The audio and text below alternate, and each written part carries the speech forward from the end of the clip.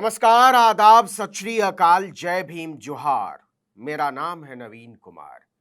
क्या रमेश बिधुड़ी के बुरे दिन आने वाले हैं?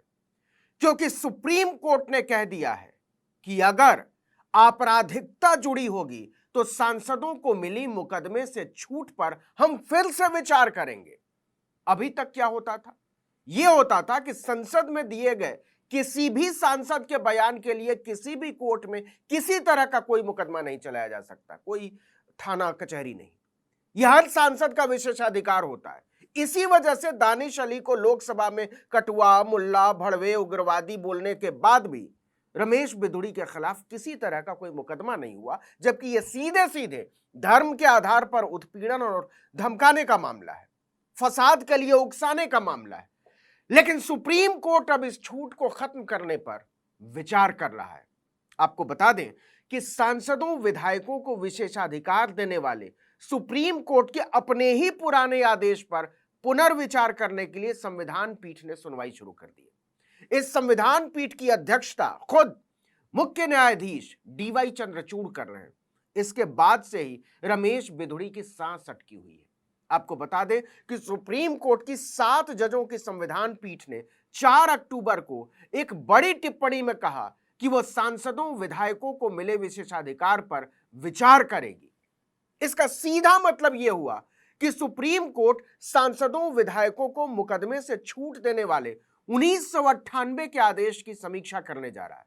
1998 के सुप्रीम कोर्ट के फैसले की वजह से ही सांसदों और विधायकों पर संसद और विधानसभाओं में भाषण देने या वोट देने के लिए घूस लेने, पैसे लेकर सवाल पूछने या यहां तक कि सदन के भीतर किसी को धमकाने या छेड़खानी करने जैसे मामलों में भी मुकदमा नहीं चलाया जा सकता।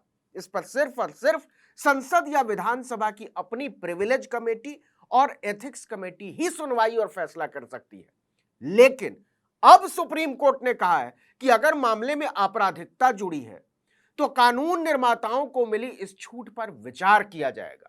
1998 के उस फैसले पर आगे और चर्चा करेंगे, लेकिन पहले जरा संविधान पीठ की टिप्पणी और उसके संदर्भों की अहमियत को समझ लेते हैं। चीफ जस्टिस डीवाई चंद्रचूड़ की अध्यक्षता वाली संविधान पीठ ने सुनवाई के दौरान कहा, हमें इस बात पर विचार करना होगा कि अगर मामले में आपराधिकता जुड़ी है तो क्या तब भी सांसदों, विधायकों को विशेषाधिकार का फायदा दिया जाए या नहीं।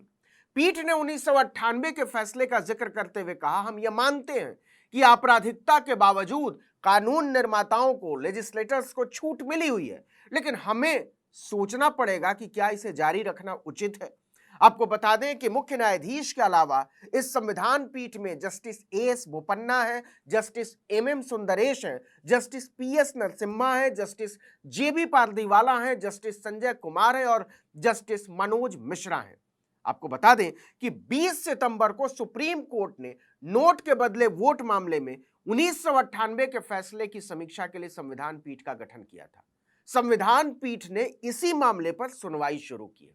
देखिए कि 20 सितंबर को संविधान पीठ का गठन हुआ था और 22 सितंबर की रात को रमेश बिधुड़ी ने लोकसभा में चंद्रयान पर चर्चा के दौरान बीएसपी के सांसद दानिश अली को कटवा, मुल्ले, भड़वे और उग्रवादी कहकर धमकाया था।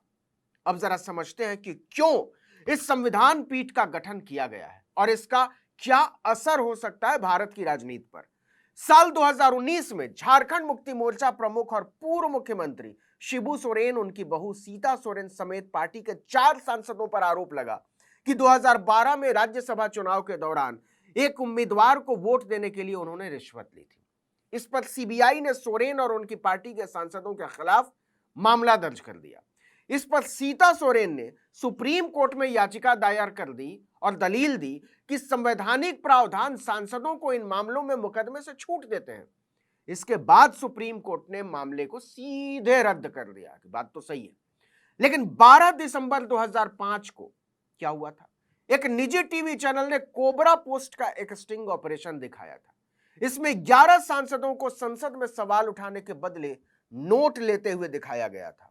आप इस पर हैरान रह जाएंगे कि घूस लेकर सवाल पूछने के लिए कैमरे पर तैयार हुए इन 11 सांसदों में से 6 सांसद भाजपा के थे, 3 बसपा के थे और एक आरजेडी और कांग्रेस से। उस समय लोकसभा के नेता प्रणब मुखर्जी ने सदस्यों को निष्कासित करने के लिए एक प्रस्ताव पेश किया था। वहीं तत्कालीन प्रधानमंत्री मनमोहन सिंह ने राज्यसभा में खुद यह प्रस्ताव पेश किया था, क्योंकि 11 सांसदों में 10 लोकसभा के सदस्य थे और भाजपा के छत्रपाल सिंह लोढ़ा राज्यसभा के सदस्य थे। और सुनिए, भाजपा के भ्रष्टाचार विरोधी होने का एक और सच शायद आप भूल गए होंगे। सांसदों को बर्खास्त करने के प्रस्ताव पर सभी पार्टियों ने आरोपी सांसदों के खिलाफ कार्रवाई की मांग की थी। वहीं बीजेपी ने यह कहते हुए वोट से वॉकआउट कर दिया कि यह कंगारू कोर्ट है, संसद को कंगारू कोर्ट कह दिया। भाजपा के बड़े नेता लाल कृष्ण आडवाणी उस समय विपक्ष के भी नेता थे, उन्होंने तो संसद के रिकॉर्ड पर कहा था कि सांसदों ने जो किया वो भ्रष्टाचार तो है, लेकिन इससे ज्यादा यह मूर्खता थी और निष्कासन की सजा बहुत कठोर है। लेकिन भाजपा की होशियारी के बावजूद 24 दिसंबर 2005 को संसद ने एक ऐतिहासिक वोटिंग के साथ 11 सांसदों को निष्कासित कर दिया।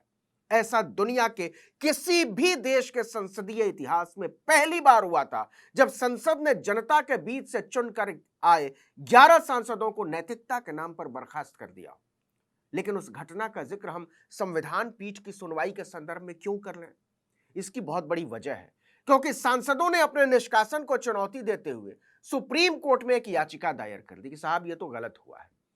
इससे यह बहस छिड़ गई कि क्या अदालत संसद की अंदरूनी प्रक्रियाओं में हस्तक्षेप कर सकती है। इस पर जनवरी 2007 में सुप्रीम कोर्ट ने संसद की कार्यवाही में दखल देने से इनकार कर दिया और सांसदों को निष्कासित करने के संसद के फैसले को बरकरार रखा। इसका भी आधार 1998 का सुप्रीम कोर्ट का अपना फैसला ही बना था। संविधान पीठ उसी को फिर से परिभाषित करने की बात कर रही है, जरा समझिएगा। अच्छा, 11 सांसदों की बर्खास्तगी की चर्चा चली है तो एक और बात याद करने लायक है। दिल्ली हाई कोर्ट ने 2007 में दिल्ली पुलिस को अपराध में शामिल लोगों के खिलाफ मामला दर्ज करने का निर्देश दिया। और कमाल की बात यह है कि भ्रष्टाचार निवारण अधिनियम के तहत अपराध को बढ़ावा देने के आरोप में कोबरा पोस्ट के ही 2 पत्रकारों अनिरुद्ध बहल और सुहासिनी राज का नाम भी चार्जशीट में शामिल कर दिया। लेकिन बाद में कोर्ट ने उनके खिलाफ मामले को रद्द कर दिया। अदालत ने फैसला सुनाया कि स्टिंग करने के लिए किसी पर भी मुकदमा नहीं चलाया जा सकता है। अब जरा सुप्रीम कोर्ट के 1998 के फैसले को भी समझ लेते हैं। वो भी किसी सामान्य पीठ का नहीं था फैसला, संविधान पीठ का फैसला था। साल 1998 में 5 जजों की संविधान पीठ ने पीवी नरसिम्हा राव बनाम सीबीआई मामले में फैसला देते हुए कहा था कि सांसदों विधायकों को संविधान के अनुच्छेद 105(2) और अनुच्छेद 194(2) के तहत आपराधिक मामलों में छूट मिली हुई है। इन अनुच्छेदों के तहत ही सदन में पैसों के बदले भाषण देने और वोट देने के मामले में उन पर मुकदमा नहीं चलाया जा सकता। अनुच्छेद 105(2) कहता है कि संसद का कोई भी सदस्य सदन में किसी भी भाषण या वोटिंग के लिए अदालत की कार्यवाही के लिए उत्तरदायी नहीं होगा। इसी तरह अनुच्छेद 194 के तहत ऐसी ही सुविधा विधानसभा के लिए विधायकों को दी गई है। लेकिन अगर सुप्रीम कोर्ट की नई संविधान पीठ ने इसमें आपराधिकता के बावजूद मिली छूट को खत्म कर दिया तो रमेश बिधुड़ी जैसे लोगों के लिए मुश्किलें बहुत बढ़ सकती हैं। इस वीडियो में इतना ही, लेकिन अगर आपने आर्टिकल 19 इंडिया को अब तक सब्सक्राइब नहीं किया तो फौरन कीजिए, बेल आइकॉन दबाइए, घंटी जैसी आकृति लाइक कीजिए और कमेंट करके बताइए हमारा वीडियो आपको कैसा लगा।